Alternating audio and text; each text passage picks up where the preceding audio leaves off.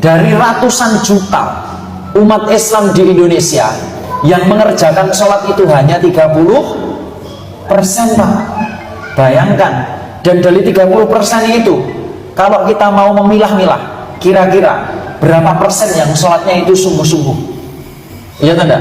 Dan dari 30% itu berapa persen kira-kira yang sholatnya STW, sholatnya tepat waktu dan di masjid berjamaah? Kira-kira berapa persen? Iya tidak? Maka dari itu hadirin yang dirahmati Allah Subhanahu wa taala, layak kalau kita lihat generasi-generasi saat ini, trennya bukan malah menjadi semakin baik, tapi justru semakin buruk. Bahkan kami, Pak, di kepolisian, mohon maaf ya, perzinahan di kalangan anak SMP itu luar biasa maraknya.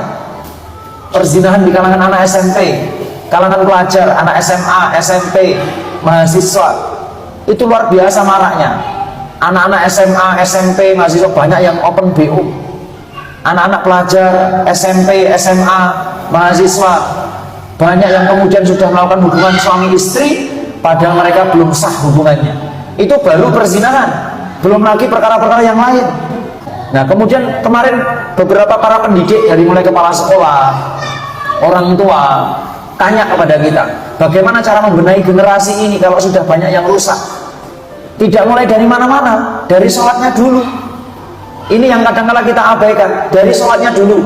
Saya tanya kepada panjenengan, Al-Quran itu pasti benar atau mungkin benar? Pasti benar. Ketika Al-Quran mengatakan, Allah Subhanahu wa taala berfirman, fa khalafa min ba'dihim khalfun adha'us shalah wattaba'us syahawat fasawfa yalqauna ghayya. Surah Maryam ayat 59 kalau tidak salah.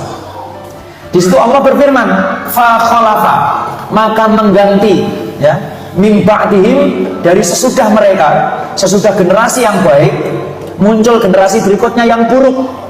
Gitu.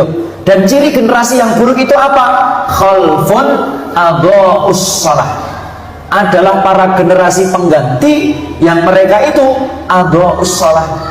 Apa adha'us shalah itu? Ngenteng nih, menyepelekan, meremehkan, menyia-nyiakan sholat. Jadi generasi itu mulai buruk kalau sholatnya mulai disepelekan. Generasi itu mulai buruk ketika mereka menyia-nyiakan sholatnya.